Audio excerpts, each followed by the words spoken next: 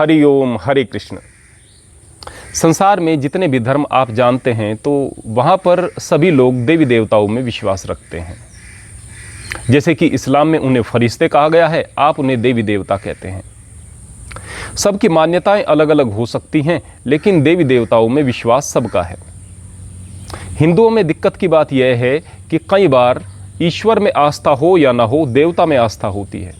ईश्वर की पूजा हो या ना हो, देवता की पूजा होती है। और कई स्थानों पर तो देवता को खुश करने के चक्कर में ऐसे अजीब अजीब काम किए जाते हैं जो मानवता के विरुद्ध भी हैं और बड़ी शिद्दत के साथ में आप लोग करते हैं, कठिन कठिन साधनाएं करते हैं।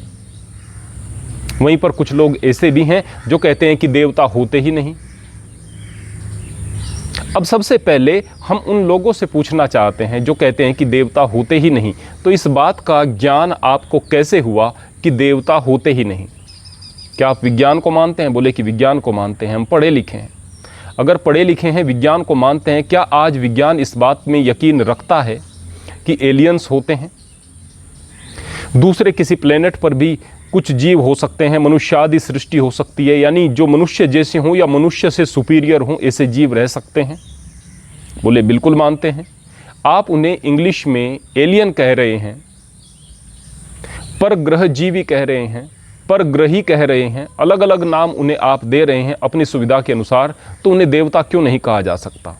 हो सकता है कि वो आपसे उन्नत टेक्नोलॉजी रखते हैं, हो सकता है कि वे आप पर नज़र बनाए हुए हों, हो सकता है कि उनका संबंध आपकी पृथ्वी से और आपसे भी कुछ न कुछ हो। दिक्कत की बात यह है कि मनुष्य अपने सामर्थ्य के बाहर की चीज़ों को नकार देता है, लेकिन यह तो अज्ञान है। अगर आप 50 किलो वजन उठा सकते हैं और आप यह कहें कि कोई व्यक्ति 60 किलो उठा ही नहीं सकता, तो यह आपका अज्ञान है। आप यह कह सकते हैं कि मैं 50 किलो से ज़्यादा नहीं उठा सकता, यानी मैं 60 किलो नहीं उठा सकता, 70 किलो नहीं उठा सकता, 80 किलो नहीं उठा सकता। लोग तो 100 किलो भी उठाएंगे और 200 किलो भी उठाएंगे। आप इस बात से यदि तुरंत इनकार कर देंगे कि कोई उठा ही नहीं सकता, तो यह अज्ञानता है। आदमी अपने अनुभवों से बाहर जाकर देखना ही नहीं चाहता। जिसने गहन साधना नहीं की, जिसने साधना में जाकर कुछ गहरे अनुभवों को नहीं लिया, वह साधना के बारे में क्या जाने? वह देवताओं के संसार के बारे में क्या जाने? वह संसार के उन रहस्यों के बारे में क्या जाने जो कि अंतस की यात्रा से प्राप्त होते हैं? तो उन लोगों को तो मैं निरा अज्ञानी कहूँगा जो कहते हैं कि देवता नहीं होते। संसार में नहीं होते जैसी कोई चीज़ नहीं होती। आप जिनको विज्ञान के नियम कह रहे हैं, अर्थात पक्षी आसमान में उड़ते हैं, आपको आश्चर्य नहीं हो रहा? बोले उनके पास पंख हैं, वे हवा को इस प्रकार काटते हैं उनके ऊपर, वे तैर सकते हैं, उड़ सकते हैं हवा के ऊपर। यह नियम परमात्मा का बनाया हुआ है। यानी परमात्मा का बनाया हुआ नियम यह भी है कि कोई चीज़ ऊपर से गिरती है, पृथ्वी उसको अपनी तरफ खींचती है। ग्रेविटेशनल फोर्स है। इस ग्रेविटेशनल फोर्स के कारण बहुत सारे काम होते हैं। अगर कोई अन्य फोर्स होती जो कि बिल्कुल ग्रेविटेशनल फोर्स के अलग तरह से काम करती, तो यह नियम अलग तरह से होते। फिर आप कहते कि ऐसा होता है, ऐसा नहीं होता। यानी ग्रेविटेशनल फोर्स है और इसके अकॉर्डिंग काम हो रहे हैं, यह भी परमात्मा और प्रकृति द्वारा बनाया गया नियम है। और आप कहते हैं कि यह हो सकता है, यह नहीं हो सकता। यानी जो नियम बना रहा है उसके लिए कोई भी चीज़ असाध्य नहीं है। जो इस बात को पकड़ पाए हों उनके लिए यह बात थी, और जो नहीं पकड़ पाए हों उनकी समझ में आएगी भी नहीं। आप इस बात को ठीक ऐसे समझ सकते हैं कि आप जिन चीज़ों को असंभव कह रहे हैं या जिनके अस्तित्व से आप इनकार कर रहे हैं, वह आपके सामर्थ्य में नहीं है, आपके अनुभव में नहीं है। आप उनसे इनकार कर रहे हैं, यह आपकी अज्ञानता मात्र है, इसके अलावा कुछ भी नहीं। अब मैं उन लोगों के बारे में कुछ चीज़ें बताना चाहता हूं जो देवी देवताओं की पूजा करते हैं। वास्तव में देवी देवताओं का सामर्थ्य क्या है? उनके अंदर आपसे ज़्यादा शक्ति है। वह आपके द्वारा की गई पूजा से प्रसन्न और अप्रसन्न होते हैं। उन्हें जो चीज़ें पसंद हैं आप वह करते हैं तो आपसे वह प्रसन्न होते हैं, आपको उसका पारितोषिक देते हैं। जब आप उनका पारितोषिक प्राप्त करते हो तो आपको सुख मिलता है और ऐसा लगता है कि फला देवता की पूजा से मुझे यह सुख मिला है, इसलिए देवता शक्तिशाली है, इसलिए वह देवता आपका इष्ट और आपका आराध्य हो जाता है। इसको आप इस प्रकार से समझ सकते हैं। एक व्यक्ति किसी से पीड़ित है, दूसरा व्यक्ति किसी और से पीड़ित है, दोनों पड़ोसी हैं। एक परमात्मा के मंदिर में गया और दूसरा अपने क्षेत्र के एमपी के पास में चला गया। जो मंदिर में गया उसने परमात्मा से प्रार्थना की, परमात्मा मेरा नुकसान पूरा हो जाना चाहिए, मैं आपसे प्रार्थना करता हूं कि जो मेरे साथ अन्याय हुआ है उसका मुझे न्याय मिले और जो मेरी क्षति हुई है उसकी क्षति पूर्ति हो।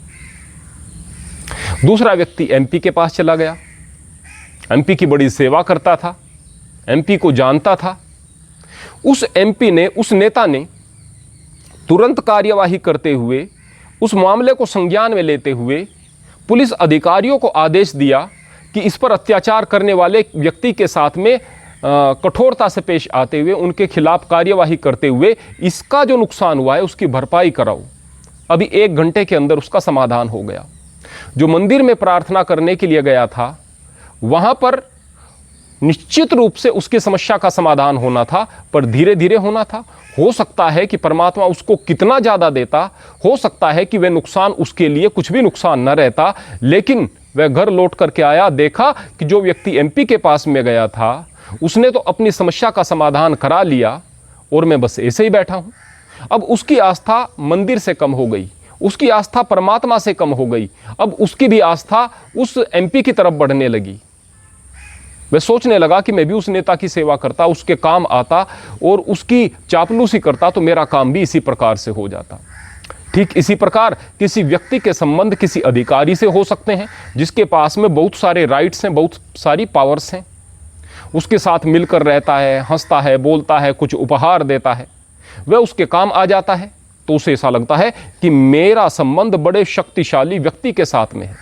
अब चूंकि एमपी ने उसको न्याय दिया, चूंकि अधिकारी उसके लिए कुछ कर रहा है, तो अपने से ऊंची पोजीशन पर कोई व्यक्ति है, वह आपके लिए कुछ कर रहा है तो वह आपके लिए देवता है। देवता की एक परिभाषा यह भी होती है कि जो आपको कुछ देता है वह देवता है। माता पिता आपके लिए देवता हैं, गुरु आपके लिए देवता है। ठीक ऐसे ही भले ही वो अधिकारी आपके लिए देवता नहीं, लेकिन आपने देवता मान लिए क्योंकि आपको कुछ चीज दे रहे हैं। प्रत्येक चीज जो आपको मिल रही है उसको कोई दे रहा है तो देने वाले को देवता कहा जा सकता है।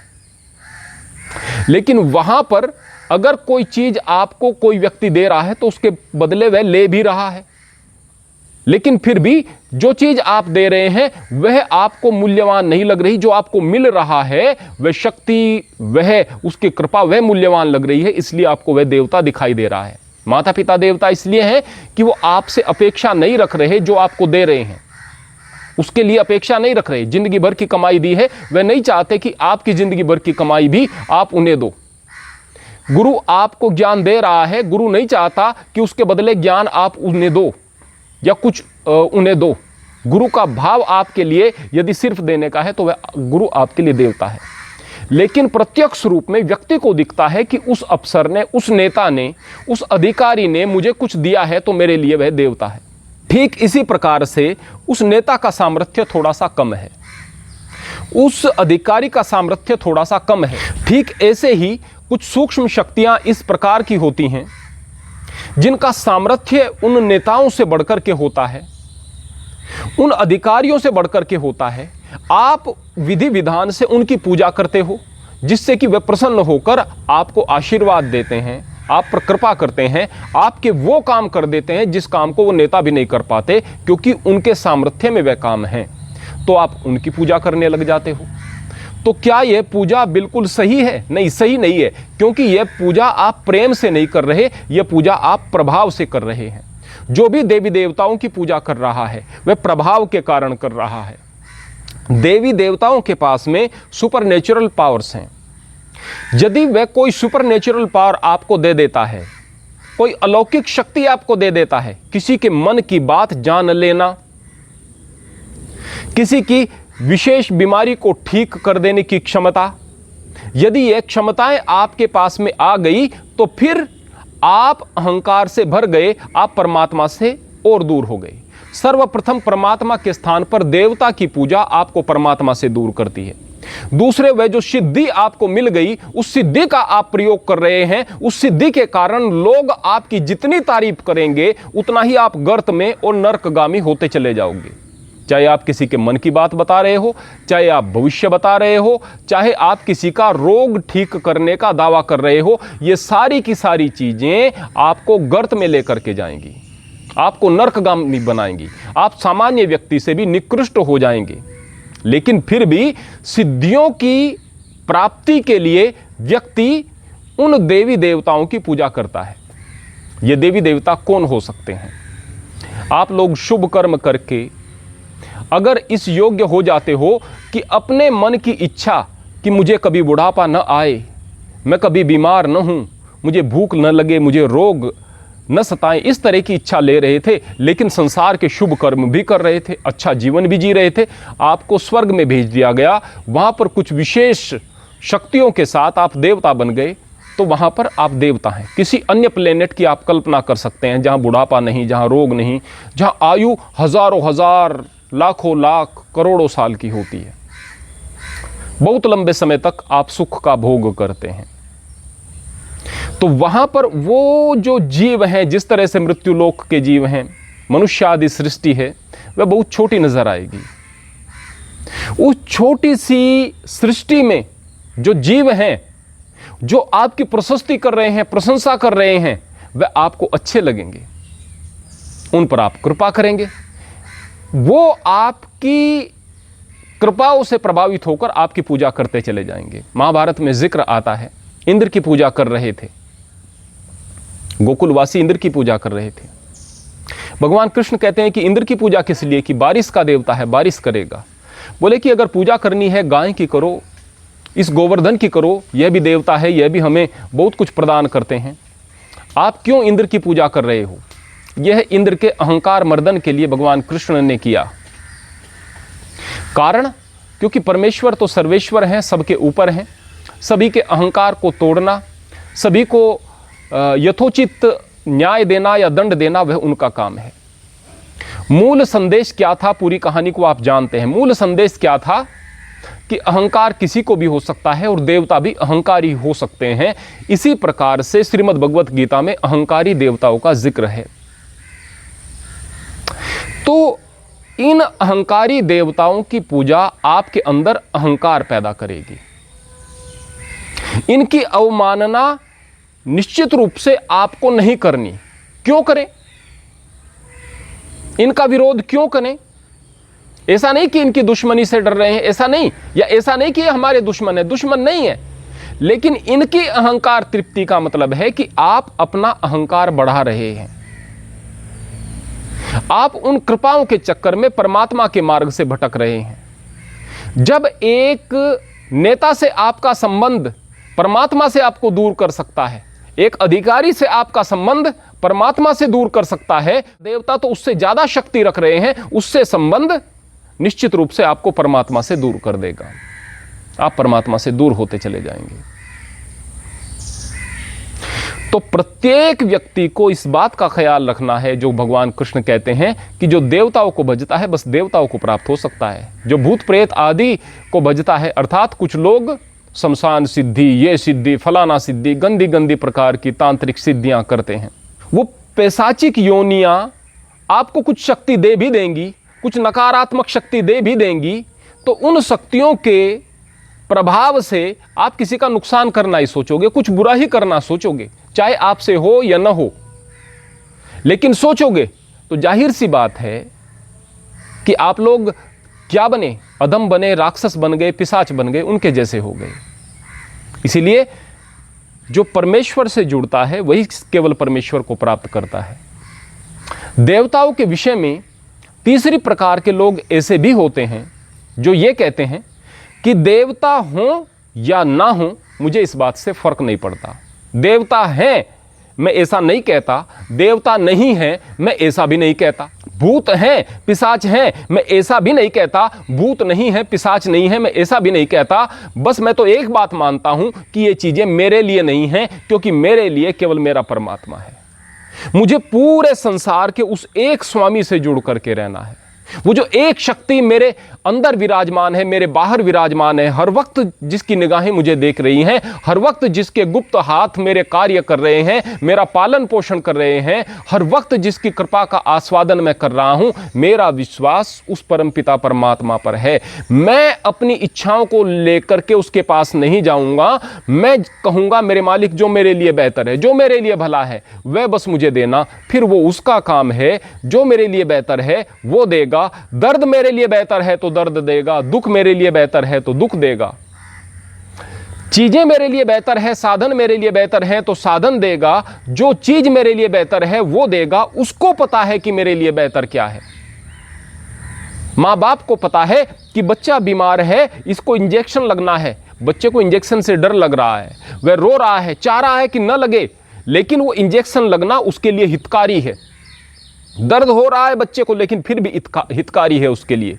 ठीक ऐसे ही कई बार हमें दुख मिलते हैं, दर्द मिलते हैं, कष्ट मिलते हैं, तकलीफें मिलती हैं। ये तकलीफें, ये कष्ट, ये दुख या तो हमें अज्ञान की निद्रा से बाहर लेकर आने के लिए है, या फिर संसार से मोह समाप्त करने के लिए है, हमारी आंखें खोलने के लिए है, या हमारी मनस्थिति को ऊंचा उठाने के लिए हैं। उनके पीछे कुछ न कुछ प्रयोजन होता है, लेकिन हम अज्ञानवश उस प्रयोजन को नहीं देख पाते और बस दिक्कत का सामना करते हैं। तो सर्वश्रेष्ठ कौन व्यक्ति है जो कि इस बात से इनकार भी नहीं करता कि देवता हैं, लेकिन संबंध केवल परमात्मा से है। वह कहता है कि मेरे लिए नहीं है, मेरे लिए नहीं है, सबके लिए होंगे, सब माने, मुझे मानने की आवश्यकता क्या। मैं तो केवल उस मालिक से जुड़ा हुआ हूं। अपने माता पिता को वह देवता मानता है, आचार्य को देवता मानता है, जो आप पर उपकार कर रहा है उसको देवता मानता है, पेड़ों को देवता मानता है, आपको ऑक्सीजन दे रहे हैं, सम्मान करता है पेड़ों का, गाय को देवी मानता है, भैंस को देवी मानता है, उनकी दूध को पी रहा है, उन जीवों का उपकार है आप पर। धरती को देवी मानता है क्योंकि इस धरती पर रह रहा है, हजार प्रकार से आपका भार सहन करती है, आपके अत्याचार को सहन करती है ये पृथ्वी माता।